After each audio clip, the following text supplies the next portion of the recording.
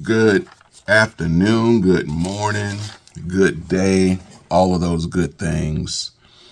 Hey man, we are on a journey here. We are on a journey.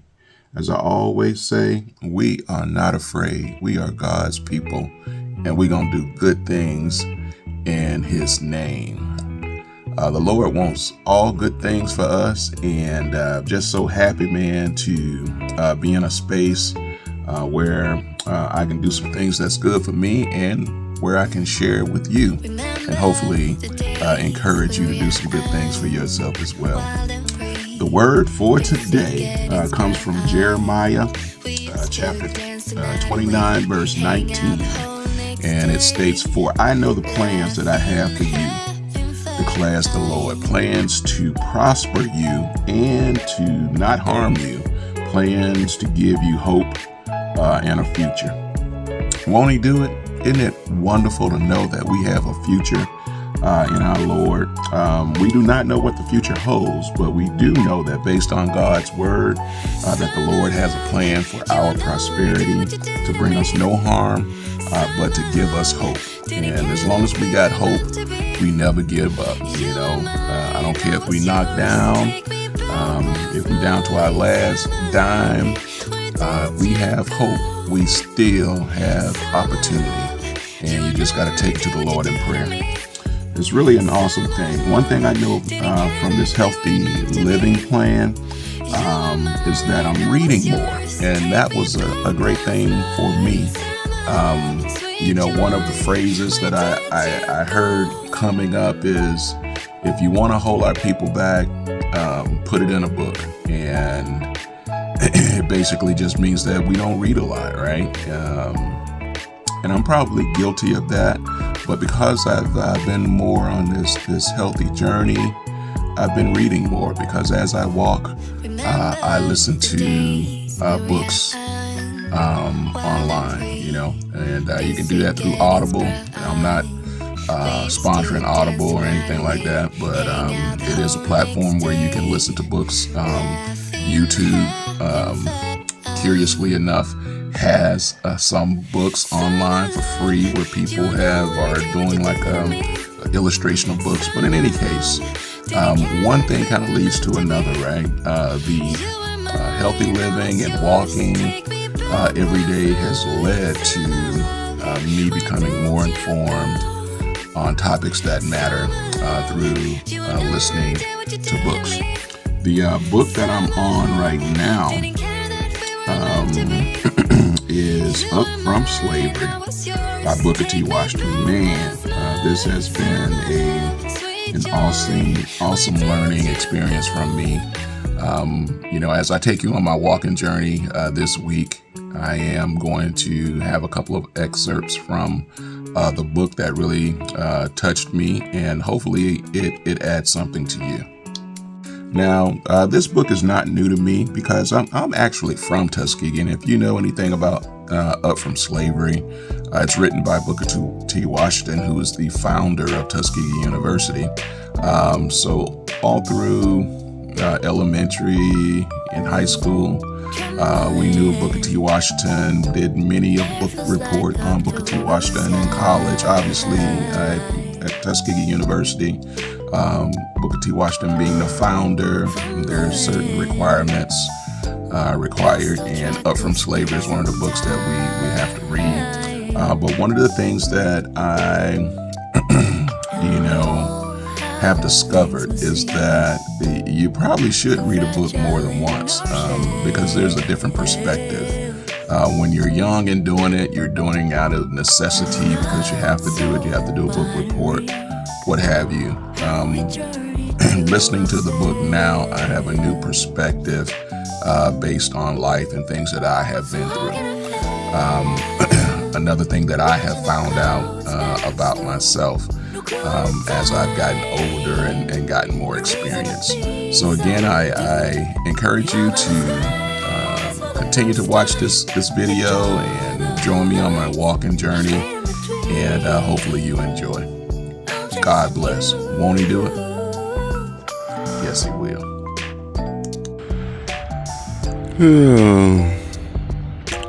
If it was easy, everybody would do it.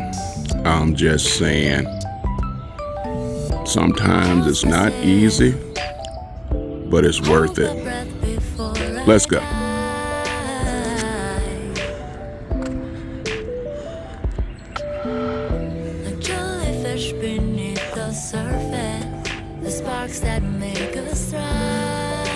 Back at it again, my people. The driveway. Won't he do it? Won't he do it? Getting a bit of a late start this morning. Sometimes you get up, coffee be so good to you.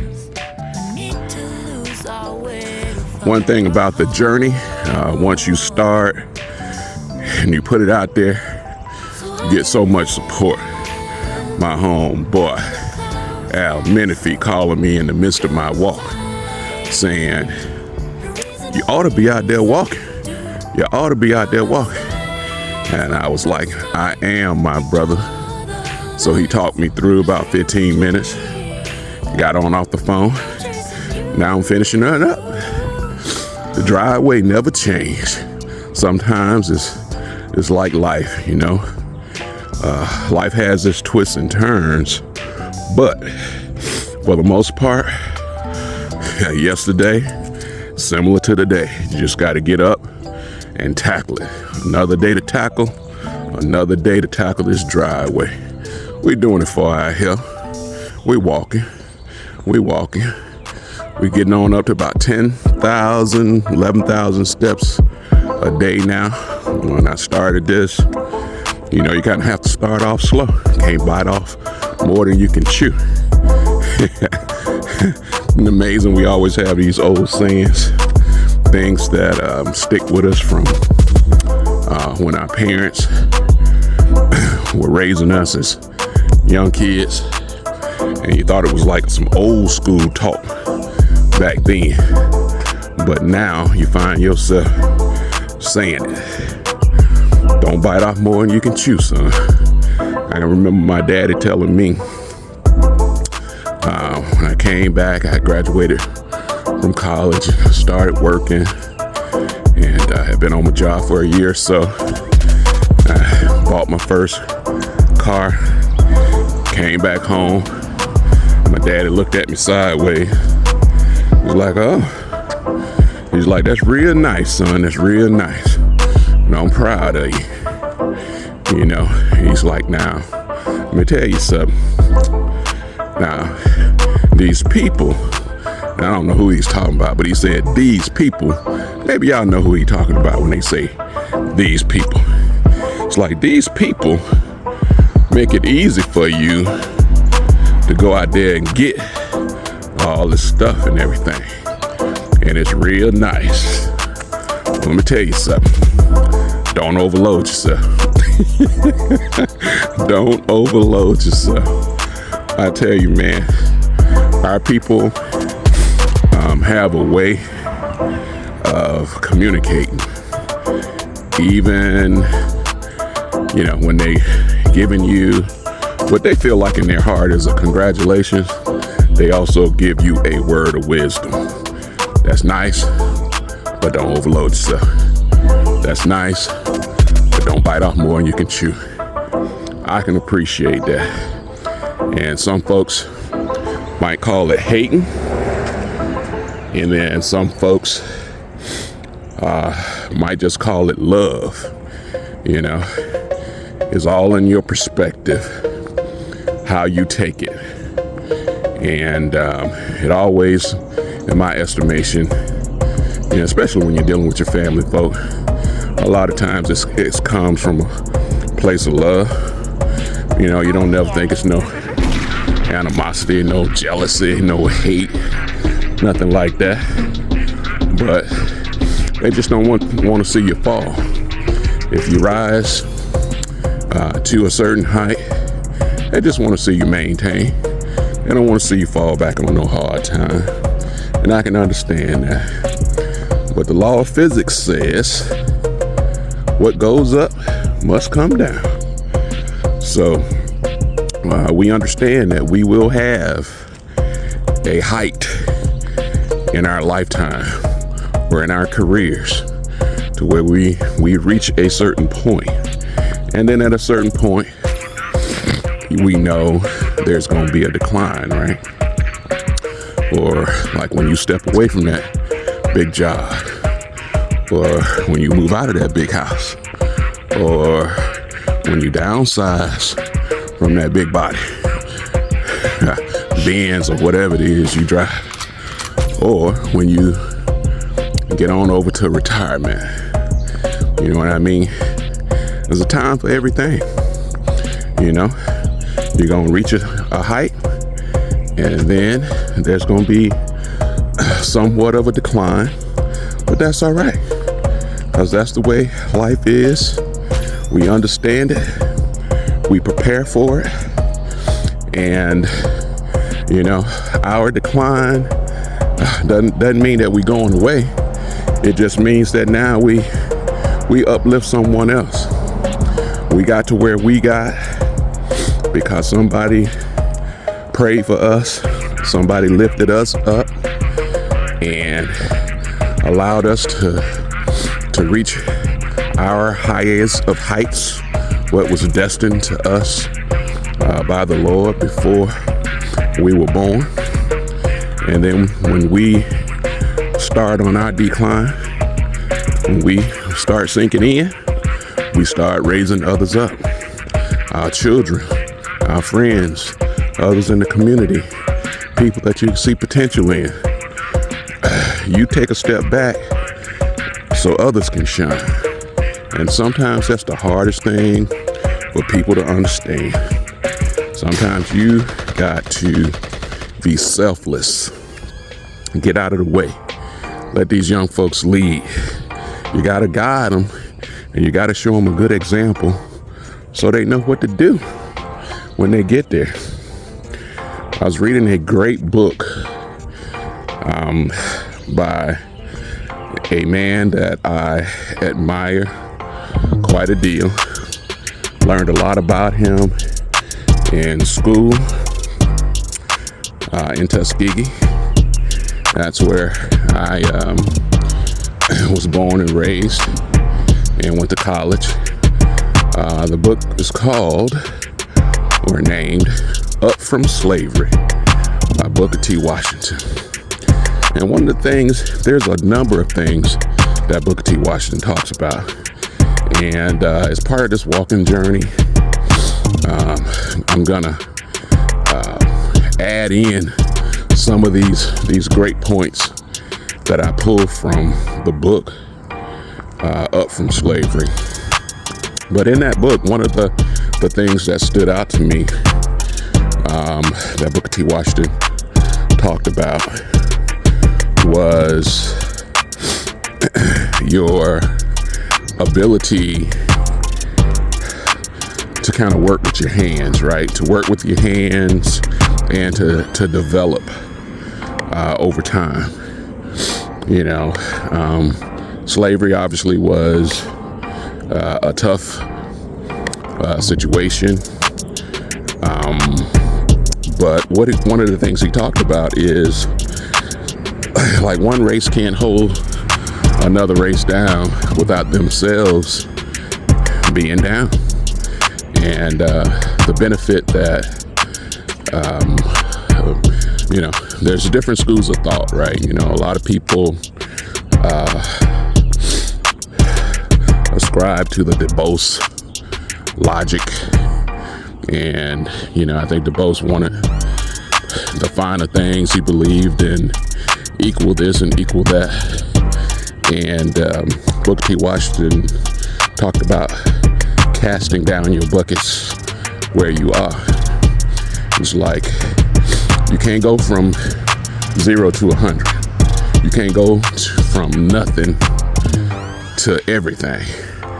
You know, you got to start somewhere. So if you're not knowledgeable about a topic, you can't speak on it. You got to, you know, read, do your research, have some experience with it, and then you become more comfortable with it, and then maybe you can speak to it.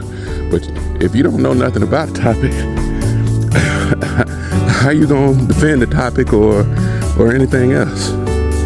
And he believed in working with your hands, and he talked about black people coming out of slavery and everything, that they were very equipped to do all sorts of things, whereas I guess the southern white people or southern slave owners that had become accustomed to having things done for them, they were sort of ill-equipped to move forward. They didn't know how to do anything. But we as a people knew how to do everything. We knew agriculture, we knew crops, we knew growing things, we knew machinery, we knew how to improvise and make apparatuses to make jobs easier, because we were doers. And that was his whole philosophy in life, to kind of do with your hands, gain meaningful experience, add to the greater good of our communities. And in some respects, I think we need to get back to that. You know, I talked a lot about the military, and I do believe in the military, because in the military you can learn a skill. You know, sometimes you have to be strategic. You know, I didn't have no grandiose job in the military, but I know how to drive a truck. That was what I did in the military. I was a transportation specialist, which is a fancy term for a truck driver. I was a generator repair specialist, which is a fancy word for a small engine mechanic. Now, in my professional life, I work in an office. And yes, I went to college and have a degree in finance, and I work in the financial services industry. But if it ever shut down, if I ever got to a point to where I couldn't make a living off of that, I can get the keys to a truck and drive cross country. So my point is, you need to have a skill, you know, something that if the world turned upside down, you need to know how to do something that can feed you. That's all I'm saying. God is good to us. We don't know what the future holds or how things are going to turn out in our lives. What is the highest height we're going to rise to? And if it's even required, sometimes it's not even about that. I'll tell you what my mama told me. My mama told me that the Lord can bless you right where you are. She's like, you don't have to be doing a whole bunch of ripping and running.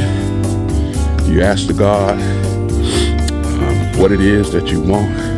You ask him for guidance and be diligent in the work that you do.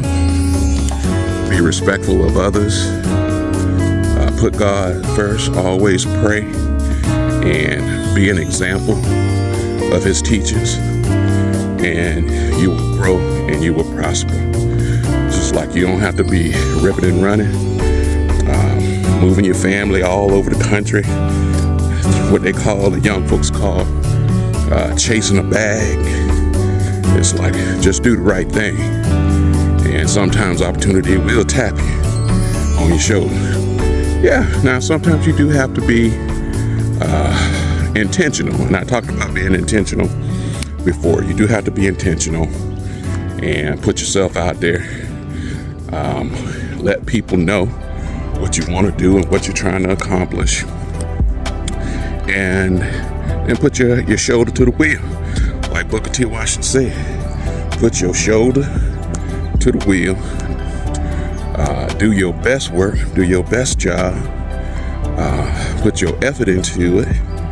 Be proud of what you have done. And others will see that. God has his people out here too. I always say that. God has his people out here too. There's angels all around us. Yeah, there are devils out here as well. But I believe there's more good in the world than more evil in the world. Now, sometimes it doesn't come off that way because media, a lot of times, only talks about all the bad things that have happened all day. They go all around the city, all around the country, finding all the oh my God news.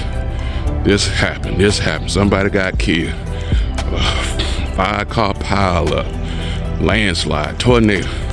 And it makes you feel like the world is all bad. But it's not. There's so many beautiful things in the world, so many things that's happening every day. You wake up every day, sun comes out. Hell, it's even beautiful when it rains because we need rain to survive. Nature needs rain for things to grow. God is so good to us, man. And we have to give thanks. We have to acknowledge him. And if more people acknowledge the Lord and give him thanks and pray diligently, the world would be a much better place. We wouldn't have all this homelessness. We wouldn't have, all this animosity between races. We just need to pray. And it starts with you. We can talk about it all day long and what people should do and da-da-da-da-da-da. The question is are you doing it? Are you starting what you're preaching? Whether that's getting out walking, getting ourselves in shape, whether that's donating your time in the community, whether it's donating dollars to a worthy cause, whether it's providing your tithes and offering. That's in the Bible too. Malachi 3:10. I give my 10%. Now, a lot of people look at me like I'm crazy when I tell them how much money I tithe. It's 10%. It's 10% is 10%.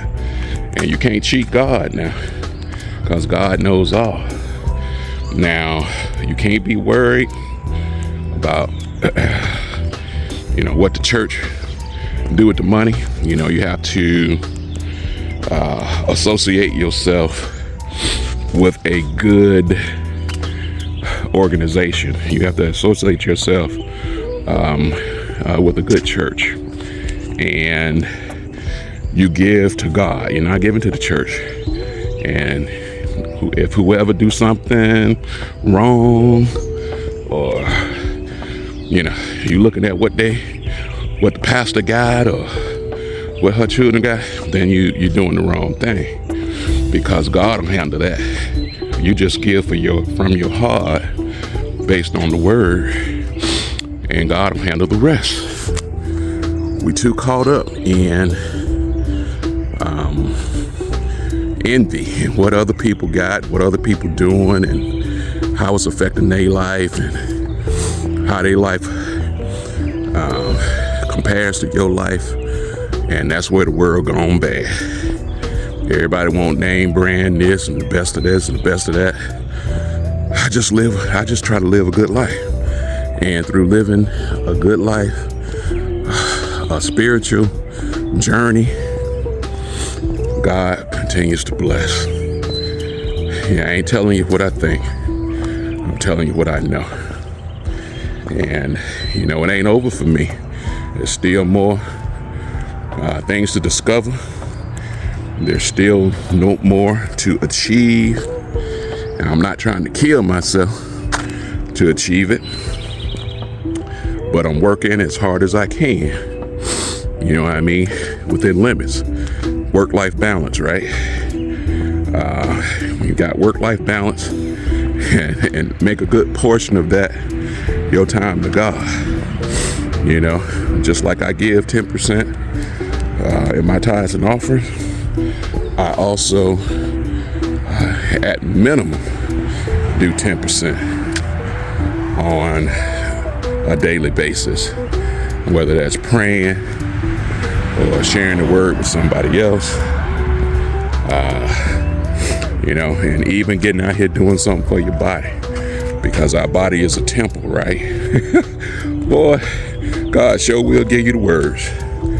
Our body is a temple. And so even getting out here walking, enjoying this beautiful sun and fresh air is giving your time back to God. Hope you guys have enjoyed walking with me today. We're going to talk a little bit more about Booker T. Washington and Up From Slavery. And I hope you're enjoying this walking journey with me. God bless. Won't he do it? I said, won't he do it? Yes. Yes, he will.